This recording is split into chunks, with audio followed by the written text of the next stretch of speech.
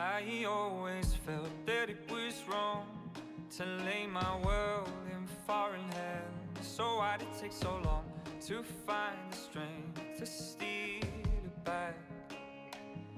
All that I once had and so much more, an open door so I can finally breathe again.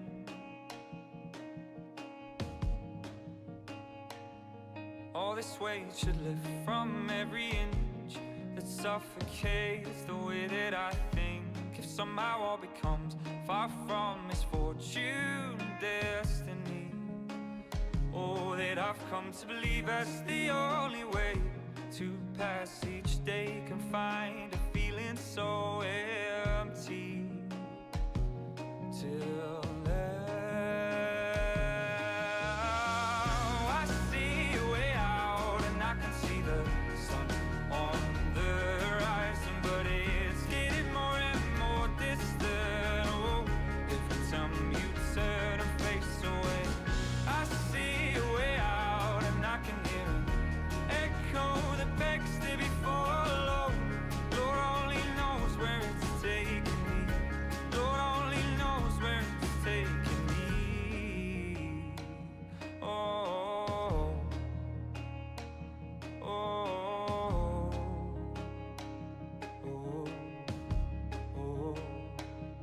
not so long ago, I seemed to think that I had the whole thing figured out, only to find myself trapped at the heart of someone else. Oh, but now I finally see the other side, and just in time before I let it pull me in again.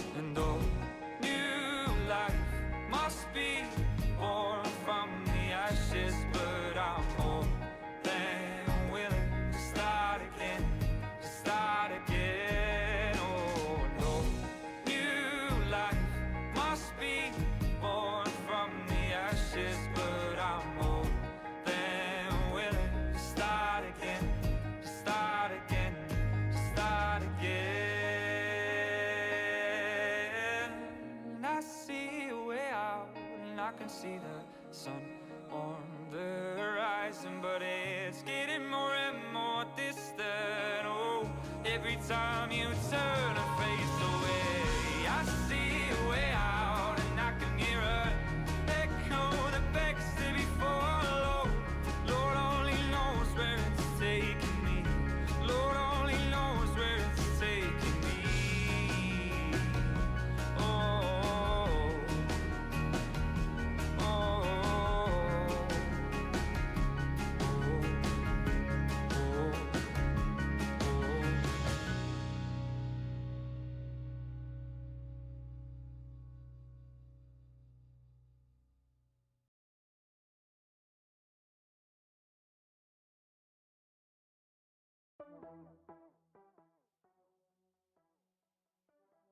Howdy doody. Good night, everybody. I got a comment like maybe 5 days ago, and it said, "Why do you only stream when the price dumps?" I wrote a whole response saying, I don't do that. But to prove that guy right, here we are. And it's not only when the price dumps, it's just because I'm not exclusively streaming anymore. I stream when things are working out, or something has invalidated my plan, and if there's a change of that plan, and kind of what my thoughts are past that point. But the plan's working out. We have been talking about this for a month now, but essentially, the title of the streams have been 48K because I think realistically that is what we are going to see. We are kind of at the breaking point right now. We're retesting the previous low from just a couple weeks ago, which was 60K, 60.7K. If we do happen to put in a lower low than that and come back above it, as long as we stay above it, we are bullish. So from that point, if you are long, I don't think there's any shame in that. And of course, right now as well, you could be playing it as a double bottom. You don't exactly need to see the lower low. But for all intents and purposes, the way I play, I need to see the market try to push past it, but have enough strength to hold above it. And then from there, if we continue to hold above it, that's a good support region to be longing from. But as of right now, I do still think that we are on our way. Previously, the pattern that I was hoping to lead towards this dump further down was going to be this up, down, up right here. But we did end up making a larger ABC, which is usually the case, but you never know. So previously, the whole thing is if we are below 68,400, we are bearish. If we are above it, we are bullish. And we kind of worked with that for a little bit, but we end up breaking back down, and this obviously became the new, stronger pattern to be playing in the first place. So as of right now, I would say your longing region would be down here, and then if you wanted to still hold the short from up there, I think that's viable. You can always hedge that, and then you have one or two options. Either one, your hedge to the upside breaks, and we do see a much further dump down to probably around 52 to 48K. I keep saying 48K.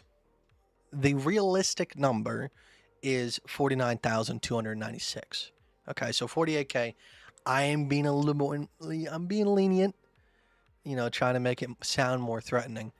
But realistically, 49,296, that is the retest level for the previous resistance in this uptrend. If we do happen to dump past this point, I would say past 59,300, it's almost a certainty. But at this point, it's still kind of up in the air. We're kind of at that region. And I believe on the smaller time frames, we do have a bounce back to the upside.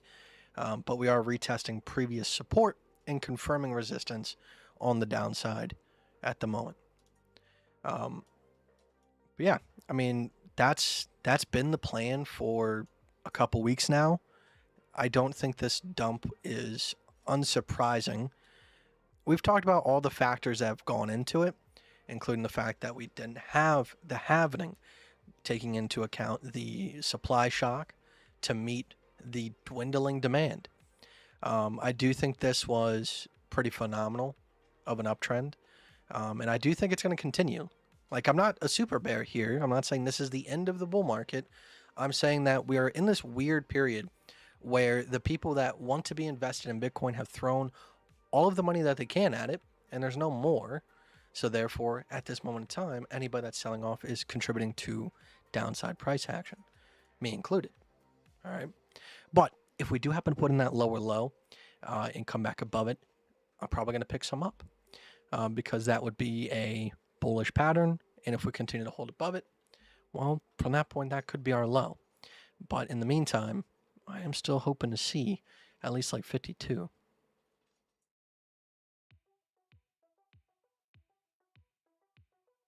Liquid said 48K. LOL. Go back to sleep.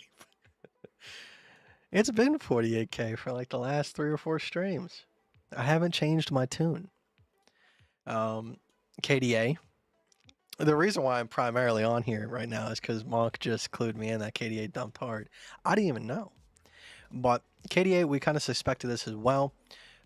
We did have the ABC top formation, but alongside that, more importantly, we were talking about the factors on BTC and that we were probably going to see a retest in KDA. Now, like I've said many, many times before, anything below $2.40, I don't think you should be upset with buying. But obviously, picking up at this support region here, 92 cents, is your best bet. If we do happen to fall below 92 cents and stay below it, and use it as resistance. More than likely, we will head down a little bit lower. My hope would be we would be retesting this region here of about 66 cents. It was used as previous resistance here and here and here, and used as support here. But if it does continue to dump past 92 cents, I can't really. My heart tells me that there's no certainty with that 66 cent level, but fairly confident in 92 cents. What I'm hoping is KDA gets a strong bounce for a retest while BTC continues its dump to the downside. Obviously, I don't want to see KDA go too far away because I do want people to have a little bit of faith in it. But at the same time, I'm going to be picking more up, especially at these price points. But like I said before, $2.45. If it got past that point, that's kind of the point of no return. It's pretty much a straight shot back up to around $10. And I don't know. But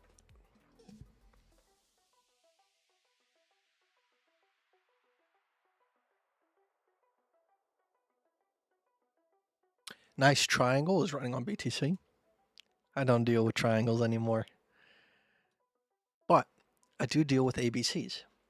And I'm sure there's some exchanges where we did put in this lower low. I'm using my exchange. That's, to me, I don't feel like it's good to hop between a whole bunch of exchanges. For me, I look at the major ones, and if I don't see what I need to see, I don't make that decision for myself. Because it's kind of like time frames. You can always find a time frame to support your thesis.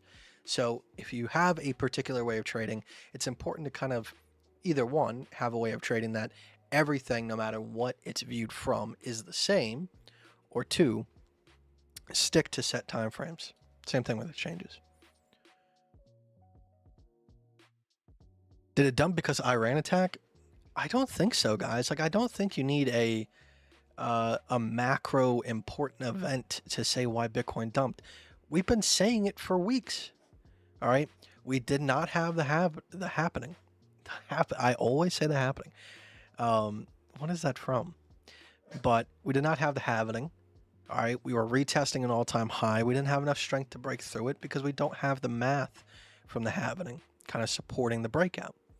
And I don't think the math is going to set in the second that it happens. I haven't been tracking everything. I don't know if it's already happened or if it's happening in a couple days. Not sure. Really don't pay attention like that. I know it's this month and it's middle of the month, so any day now. But I don't think that the second that it happens, we're going to see it start pumping, astronomically at least. I'm sure there'll be some sort of market reaction to that. But this is something that has to set into the circulation and really start seeing an effect on it. The reason why Bitcoin does what it does is because we have the halving, which decreases the supply significantly. So that way, the people that trade Bitcoin normally, all right, their market flow allows Bitcoin to steadily rise because the supply is dwindling and people start stacking and holding. All right. And then we start breaking resistances because that's just how supply and demand works. Once we start breaking resistances, that's where you start to see retail. And everybody starts trickling in after that, and you see the huge explosion, and then you see the sell-off. Plain and simple, like broken down to its bare minimums, that's why we see it. And this one was a little bit different. My theory is that people are just starting to catch on. All right. I know it feels like that should have been the case 2 cycles ago, but it's not. People are very slow to catch on to these things. But as more and more media has come out that's easily digestible for more retail, people are starting to see, okay, this is how it works. So if I get in around this point, I'm guaranteed to make at least some money. So grandma goes and throws her $1,000 at Bitcoin, and she puts it in Bitcoin. She says, I'm done. I don't want to put any more money towards it because I don't know what it's going to do. And therefore, we see this meteoric rise. People are going to say a lot of things like it's BlackRock or ETFs or whatever it might be. And those do have an impact on price, but not as much as you might think. All right. So it's an overall factor. There's retail, there's, there, of course, there's ETFs and everything like that, but it's not cut and dry. So with this, without the math from the halving and just hitting a resistance and not seeing any sort of strength coming behind it, you're going to see these retests. And with us not putting in any sort of major low for quite a while, Our last major support region was 38,000, and then after that it's 24,000. So if you don't know how markets work, all right, at some point we are going to come back down.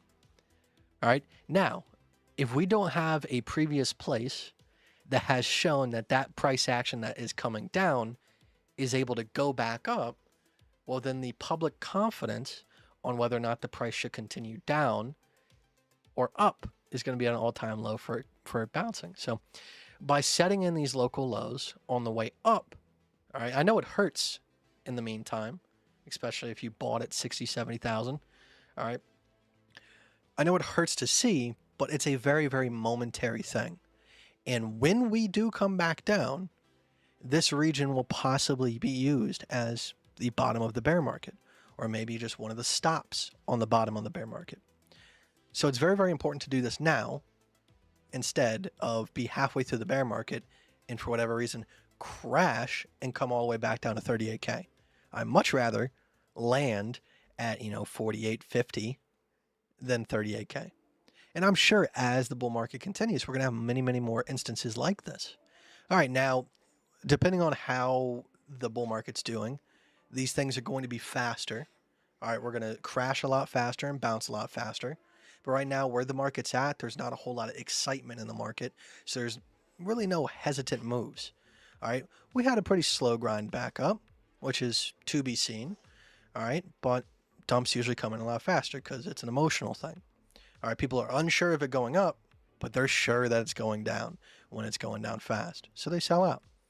All right, but during the last bull market, we had very, very, very similar crashes. All right, right here, we had a 32% drop. All right, now during the bull market, when there's a lot of excitement, these things go quickly. So we set in that local low. And like I said before, when we have those reactions in the market where price action's dumping down insanely fast, where do we tend to find support? Where we set it in before. All right, so that's all we're doing. All right, so I mean, if you are bullish on Bitcoin and you don't want to see it go down, well, you have to see it go down in order for it to never go back down below that price again. All right, so it's a good thing that it's happening. That's what I'm trying to say here. So you'll have a lot of people on YouTube that are angry when someone says it's going down. Now, I agree. There's people out here that hate Bitcoin and they think that it's going to go to zero. I'm not saying that. I'm saying that if you look at this chart, the width of my finger on my chart right now is all that we have to drop to set in a very significant bottom that can be used as a shield against downside price action in the future. Because I don't want to see us go back down much, much, much further. Simple as that. So when I talk about 48K, it's not from a place of hate. It's from a place of love. And of course, you can make a little bit of money while you're loving it as well. So, same with KDA. Like I said, we've talked about the 90-cent mark and how it's probable for a retest ever since we got back down in this region, especially back below this recent high here. And that's just how supports work. And there's always going to be people that say that this price is not possible to touch again. I remember back during the bull market, we were sitting right here. All right. And I said, okay, well, if we go below 43,330, we are going to go back down to 29K. And I know at first it sounds ridiculous. All right. That's quite a huge jump. That's almost $20,000. But it's right in front of your face. This is our support. This is our support.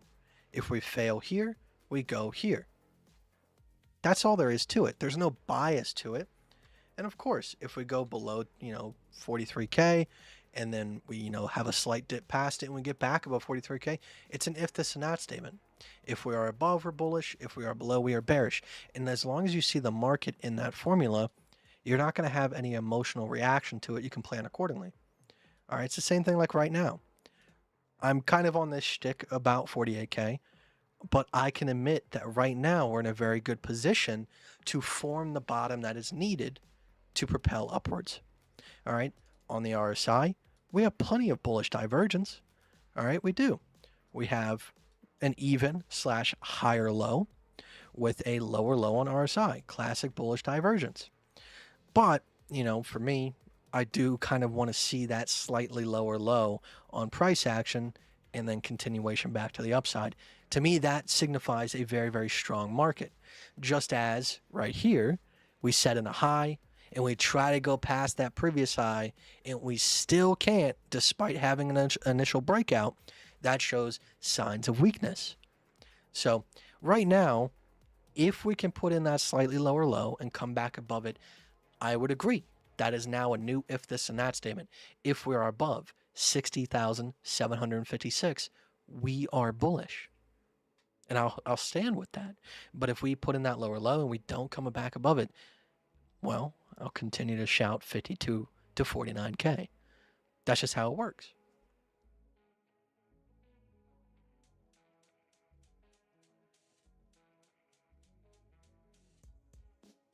So, for people like Liquid, and I'm not saying Liquid's a bad guy. I don't know if he actually meant any ill intent by that. But I just want to make sure you know that it's completely plausible and could happen within the course of a couple days that we see 49K. Very, very feasible. Like I said, I would probably suspect more around the 51K mark, to be honest, but the resistance is at 49K. So we could have a direct touch of it, or like KDA, we can go a little bit past it. But on Bitcoin and Ethereum, we tend to see those supports and resistances be respected a lot more often, just because there's a lot more volume in the market, a lot more eyeballs on it. With the altcoins, there's so much happening. There's a lot of slippage when it comes to the supports and resistances. So they should be kind of used as a mean value rather than a direct line. What about resistance becoming support? Of course. I mean, that's what we're looking for when it comes to that 48K retest. 49K. Like I said, I should stop saying 48K because, well, 48K doesn't really relate to anything. But the retest I'm looking for to the downside would be a retest of previous resistance turning into support. Now, when you have a very, very strong market, such as BTC over here, during the last bull market, you do see a lot of resistances, previous resistances becoming new supports for continuation upwards until you see the market start to die out. And right here, you can see previous support becoming new resistance, previous support becoming new resistance. Right here, previous resistance becoming new support, so on and so on. So it's very likely to happen.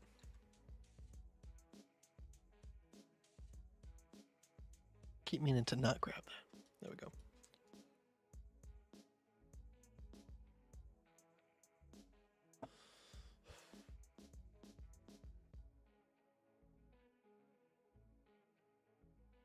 Crypto Rick, what's going on, man? Do you DCA these days? Absolutely, and that's what I've been waiting for an opportunity for the past couple of weeks. I made my initial buy-ins way back here, and I mean I've been waiting for a decent local low for quite a while, and it really hasn't happened. Right here, I was definitely expecting it to come back down to around this region. We ended up double bottoming, which could be the case right here as well. I'm not denying that. But more importantly, when it comes to DCAing, I have what I really want with BTC. I will throw in more if we do happen to get the ABC pattern here or here. But more importantly, I'm DCAing a lot in the KDA. Like I said, KDA is not a hype coin. All right, we've kind of discussed that it could do some crazy things if given the right publicity. Because realistically, it doesn't need a whole lot of money. It needs a decent amount. Don't get me wrong. It's not like it's a small amount. It's not a shit coin that has 100,000 coins, and if there's $1 million in it, every coin's worth, $6. But if it sees even 10% of realistically, if everything went correct, what it could possibly do, I'm not gonna be mad. So, like I said, I don't really like making super gamble plays. KDA is definitely a gamble play, but it's not a super gamble. It's not some shitcoin that just joined the market. It's been around. It's got a decent team, and I think the previous performance from the last bull market really showed. And more importantly, not just the performance, because it's very common to see something go from, 0 to astronomical numbers, but more importantly, the price structure involved. During the market, it actually adhered to support resistance. It played by the rules. So it tells me that the people that are playing with this coin know what they're doing. They're not in it for, just pump and dump. And that's what I really like to see. Hey, Kite, you're looking really distinguished with the beard and glasses. I don't know if you guys can tell on stream, but my glasses are held together by a piece of zip tie. Because I'm just out of contacts right now, so I had to make do. And I lost the screw to these glasses. I can order one of those glass fix kits online, but I feel like it looks like a camera, so it throws people off. We can check out Ethereum. I'm not really too concerned with Ethereum nowadays, but for the sake of the stream, check it out. So Ethereum actually has a much, much better pattern than a lot of things right now. Typically, Ethereum is the one where I'm like, well, maybe it's, a little bit all over the place, but for the most part, we have exactly what we need. We had the ABC top calling for a short. All right, perfect short position here. We have the ABC bottom right here. So, I mean, if you are in a short position right now for Ethereum from this level, which if you're playing leverage and you're playing Ethereum, you should have seen that. You have the perfect hedge. Like this is like the textbook scenario if I were to write a textbook on this. All right, it's exactly what you want. All right, massive continuation potential to the downside. All right. Well, we could be using this previous resistance as support, so maybe not a whole lot more. But in terms of local lows, a lot more. Our last local low was here. You have massive potential to the downside if it does want to continue to dump. We are in the midst of kind of trying to figure out whether or not we're going to break out into a bull run. This is like the golden scenario. This is a win-win situation. Either one, you make some more money before we bottom out for real, or two, you found your last ticket chance until we, take off to the upside. So, I mean, this is like the golden scenario. And out of all coins, I'm actually really surprised that's on Ethereum, to be honest. Usually BTC is the one that leads the way with perfect formations. But right now, BTC is kind of lacking. If we did put in that lower low, it would be the same situation. But right now, we kind of have that double bottom. And you guys know how I feel about that. I don't think it's a bad thing. I do think double bottoms are very valid. But for me in particular, it's the extra strength and momentum that comes along with an ABC formation because it really shows strength or weakness. Whereas the double bottom, it could just be that the market's watching for it and over-anticipating.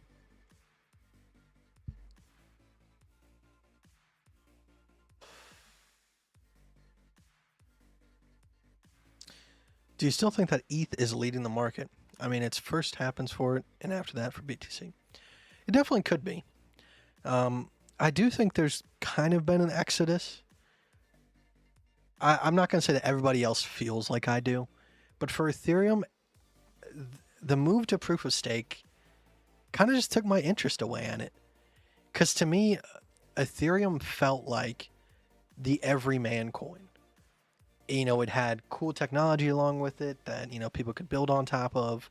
But more importantly, it felt super decentralized. Bitcoin for many, many years has been at a point where you need an ASIC miner in order to have any sort of power to mine. But Ethereum was one of those coins where you could go get a 1660 Ti and, make $2 or $3 a day. Which I know it's not always like that. It's usually during the bull market, but it's the fact that anybody could do it. I think that was the main draw to it. With it going proof of stake, it just doesn't feel that way anymore. So that's my feelings on it. Of course, I still I still think about it, and I'm sure if I ever got back into leverage, I would play Ethereum, but it's not like a coin that I'm like super excited about anymore. So, yeah. What if you get stopped out of the hedge position? You keep entering? That's always been the case. I mean, when we played like super leverage, we would be stopped out 5 or 6 times before actually hitting the trade. Or sometimes it would go against us completely after stopping us out 5 or 6 times. And that's the whole point. All right. If I'm playing on super leverage, I'm working with R&Rs that are around like 20, 30, and 40. So if I get stopped out 6 times, but then I hit the trade, well, then I'm 40 minus 6. I'm net positive 34. Obviously, the math doesn't work out as exact as that because you are losing value. Therefore, you're losing profit potential on the next potential trade. But for all intents and purposes, that's what happens. That's what trading is. All right. Sorry to burst your bubble, but 90% win ratio, 100% win ratio. If you can succeed with that, you are a robot. All right. So, I mean, there is, 99% win ratio trades out there. But the problem is that they are so minuscule that you need to have pretty much a black box algorithm running 24/7 to make any real money off of it. All right. And it's a simple question of someone asked me this. They were like, what do you think about AI trading? What do you think about all these companies saying that they have a bot that can make you this much money? And I think it's just a common sense thing, isn't it? Well, if they had this AI trading bot that all of a sudden was going to make you a butt ton of money, why in the world would they give it to you? I mean, if it's that good at making money, they would give it, $10,000, let it run, and then boom, bada bing. They're infinite millionaires. Trading Tom, during a seminar, he talked about a guy who developed a strategy who, he kind of didn't say much about him, but pretty much it was similar in terms of like stance. They didn't win a lot, but when they won gigantic. But they played so often that eventually they made it big and they just kind of left. That's my thing with these AI trading bots. If they're that good, they want to be selling it.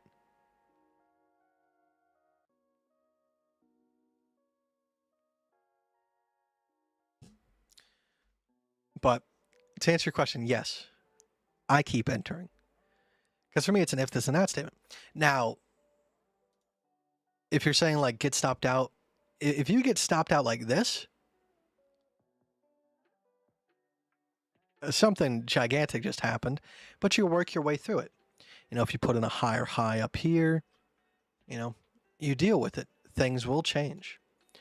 But the odds of getting stopped out of both of these trades is pretty low. At least getting stopped out from both of them instantaneously.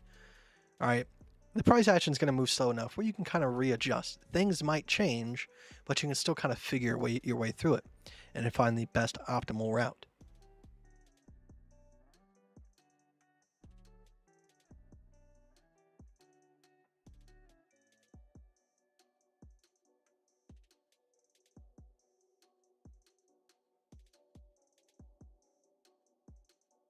Why 48K if the intermediary structure is not broken? From the P&D array point of view, you have one fair value gap on 3-day. I think the 48K is very pessimistic. I slightly agree with you at this point. All right. I don't think it's pessimistic.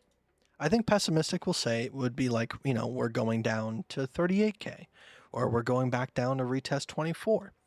I think that is saying a little bit more towards the pessimistic side. For this is really a drop in the bucket. And if you fail to see that, I don't know how long you've been in crypto. To go from here to here is such a tiny amount of price action. In the grand scheme of things, it's really insignificant. Now, to come back down towards the bottom of this chart would be quite significant and very pessimistic because then something bad probably did happen. All right, to fight against all of the math of the halving and still dump that far would be quite drastic. But 48K in particular, like the title of the stream is 48K. But in reality, I would be looking for a retest of the previous resistance from this uptrend, which is 49,000. So, you know, $1,000 difference. Once again, not that much. All right. So I really don't think 48K should be considered pessimistic. I think it's still a reality. All right. But when you look at it from this point of view, let me just remove everything just so I can show you. All right. Like I said, at this point, I can agree with you on one thing. All right. If we do happen to put in a lower low, and like I said, we don't have to necessarily because we do have it on Ethereum. If Ethereum got back above its local low currently, I would say we're probably in the clear unless we came back below it. But at this point, if I see this on BTC, all right, and we come back above it and we stay above it, you know, how our price action might work after that point, all right, I would say we're in the clear. All right, but without seeing that, I really can't say that for certain. All right. Now, when you look at this chart from a macro point of view, and you just draw up, and I know you're talking about fair value gaps and all that jazz. I understand that.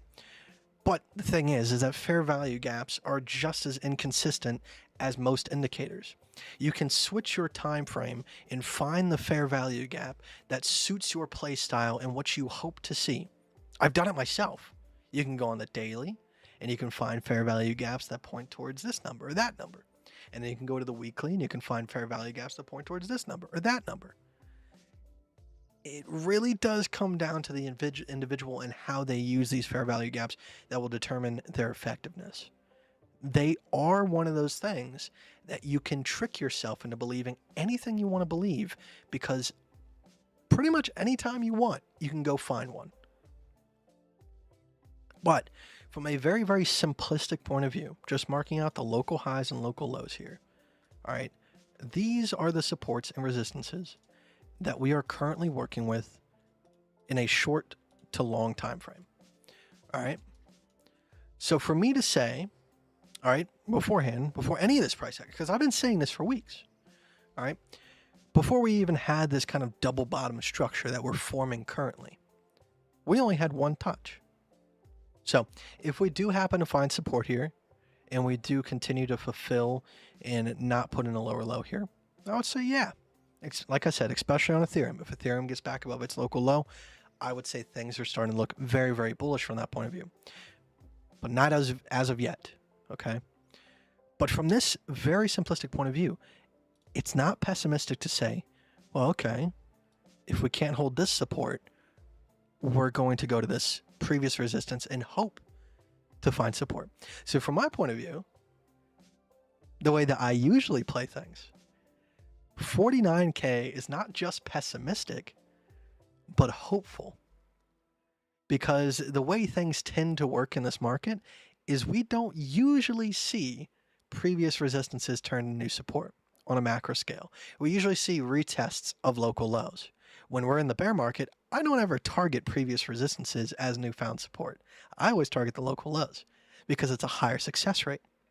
All right, so in reality, if I was playing things the way that I was playing, but of course, with the halving and things being absurdly bullish, I do think that is warranted to target previous resistances as support for right now. But usually I would target 38K. But I'm giving some leeway on this. Like I said, there is a place to find support here. I'm not saying that 49K is the highest likelihood because it's not now. All right. Like I said, with Ethereum and its structure and BTC with the possible formation of a double bottom with bullish divergence, we possibly could find support here. But it's an if this not statement. If we break 61,000 and we hold below it, we're probably going to see 52 to 49K. And that's a high likelihood. But once again, it's an if this and that statement. If we break below 61,000, that is the creation of an ABC bottom pattern. And if we get back above 61,000, I am very bullish from that point on. But until that happens, I play the way things I play.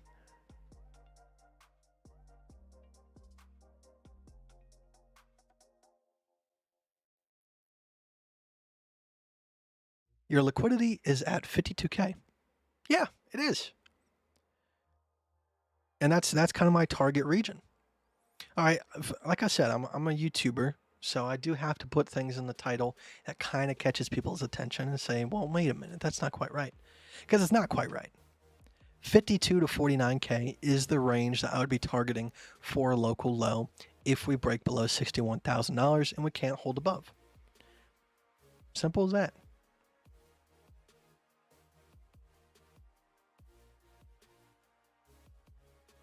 I think if you're looking at the market from an objective perspective, there's not much to disagree with there, because I don't talk in an oracle form. I'm not saying that something is going to happen. I'm saying that based on if this and that factors, this is likely to happen. And like I said, right now, technically, at this very moment in time, we're still a little bit in a bearish stance, but we have a high probability at this moment to form a very, very bullish pattern and find support higher than what I anticipated initially. Because like I said, I've been looking at 48K, 49K for quite a while, even before we set in this low and tested this high here. All right, so that's where I'm getting these. This is not newfound information. This is something that I've been kind of looking at and, you know, thinking about for quite a while.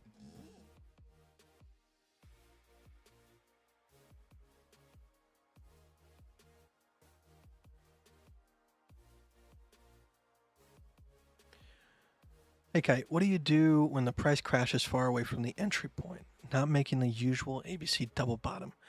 Does it change anything to your strategy? So are you saying, because I think I understand what you're saying. So with ABCs, I'm typically looking for kind of a slight push past on either the top or the bottom side. Are you saying that, what if it looks like this? You know, do I still use that A as my entry? You know, if price action came back up like that? It really does depend, but typically if you are seeing an extension much farther past than this right here, you're more than likely going to see something on the smaller time frames giving... What's up?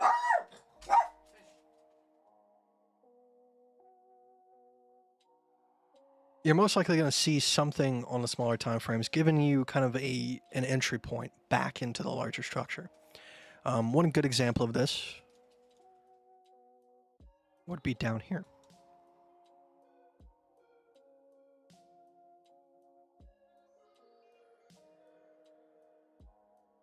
So right here we had A to a B to a C, and I wouldn't say this is a super extension past what you would typically see. I think, you know, if we drop down like 13, 12K, that would be more of a better example.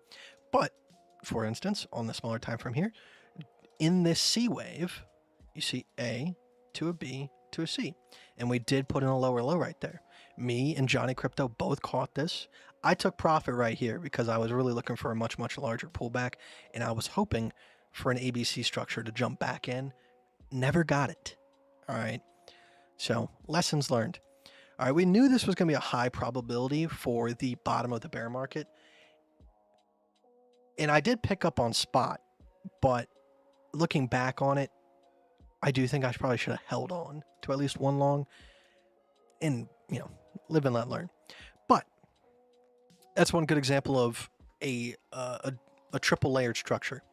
All right, a lot of the times on the larger time frames, you're not going to have a cut and dry pattern such as this. We had A to a B to a C. We played this as well. We jumped back in. Right here, this is perfect. Okay, perfect. I should have thought about this earlier. All right, you have an A to a B to a C.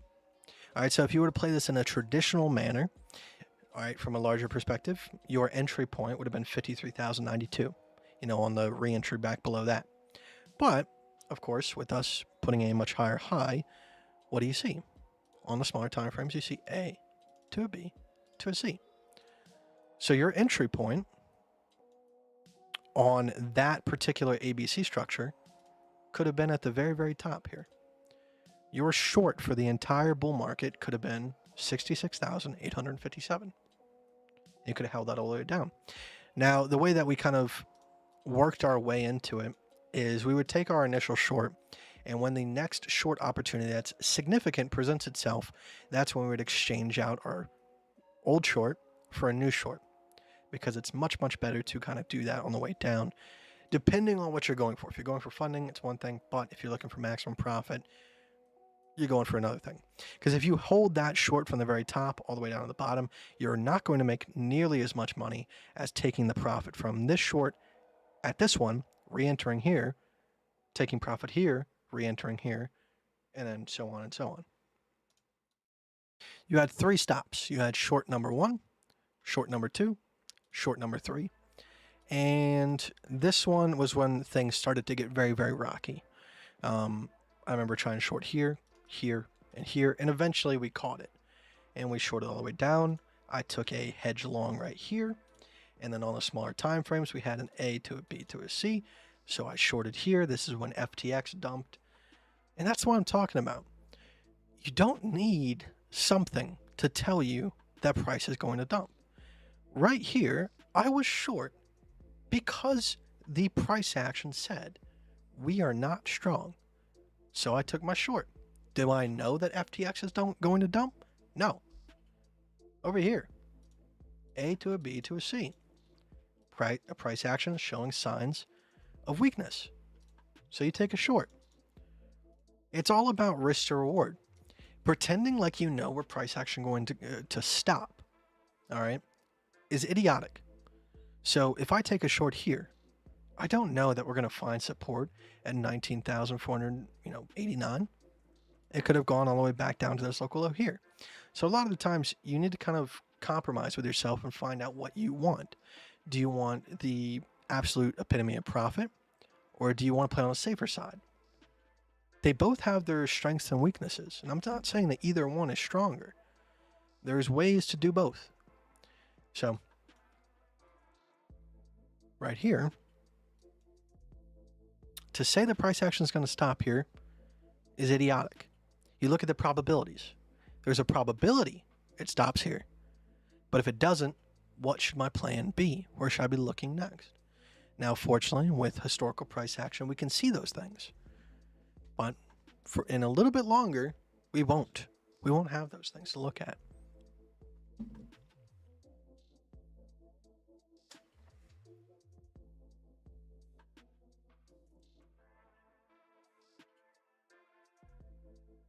All right, guys, it's getting late, and I got people sleeping around me, so I'll be on every so often.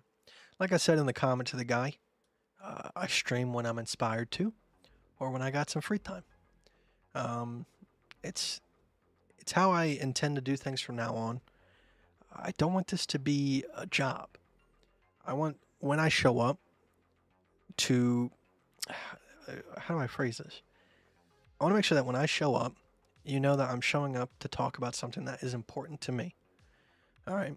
There's a lot of YouTubers. This is their job. They're going to hop on every single day, whether there's something to talk about or not, just to do it. Because if they don't, they lose traction. And to them, traction is everything, or else they can't make any money. They don't get sponsorships, anything like that. I really don't give a fuck about that. So if I don't show up tomorrow or the next day, I'll be back at some point. But just know when I am back, it's because I want to be here. So we'll do Wordle and then head off for tonight. And I'll see you guys when I see you.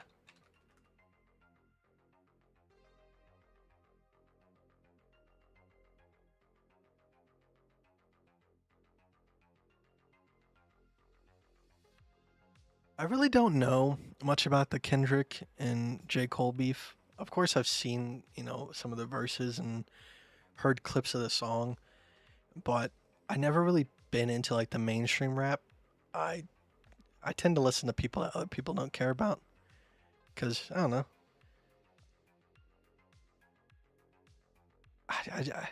I guess it's like a hipster thing, but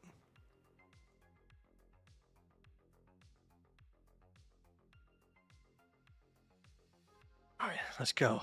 Radio. Donut. Damn it, you failed me, Johnny. I used his thing one time.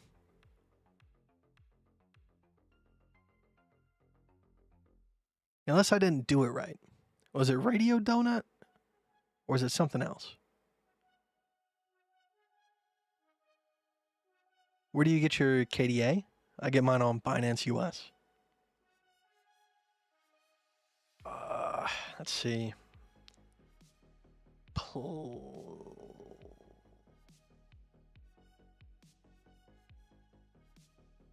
That's not a word. Shoot. TH.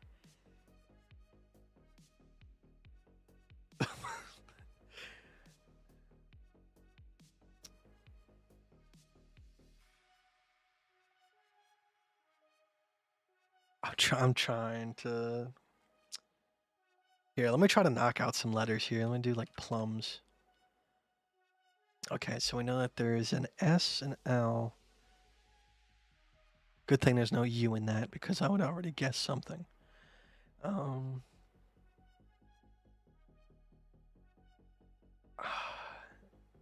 ST. Let me see if I can get some of the placement here. Okay. All right, so I know it's most likely STEEL. Cool.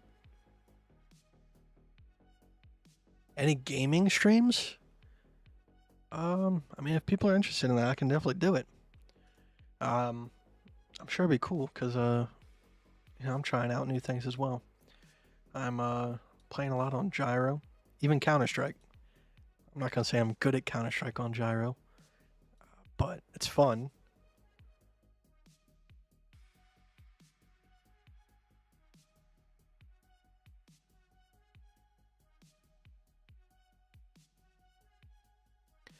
All right, guys. I'm gonna go ahead and head off.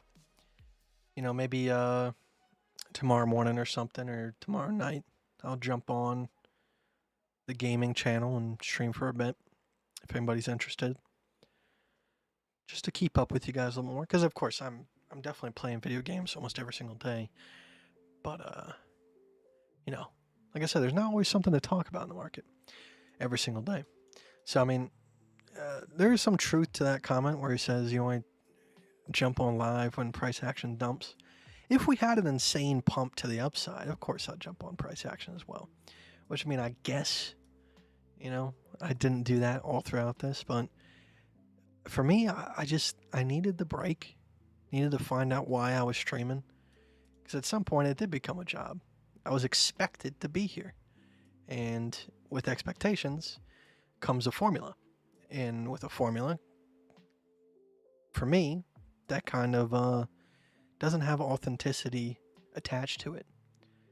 So that's my reasoning. All right, guys, let's go ahead and do the thing. Let me go ahead and find out for you real quick. I can post in the chat. It's why is it not switching here?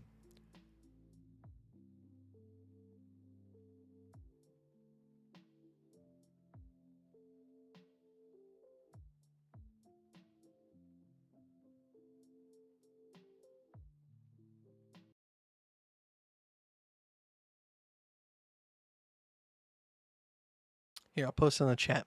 So if I ever go live streaming video games, this is where I will be. There's a couple back when I played DMZ. I haven't really played a lot of Call of Duty recently. It just leaves a bad taste in my mouth every single time I play it. I'm playing the finals in Counter-Strike.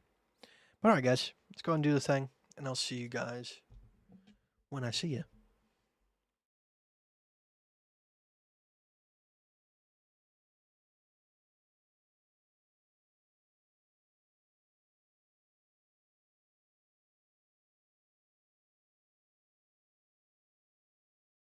Bye!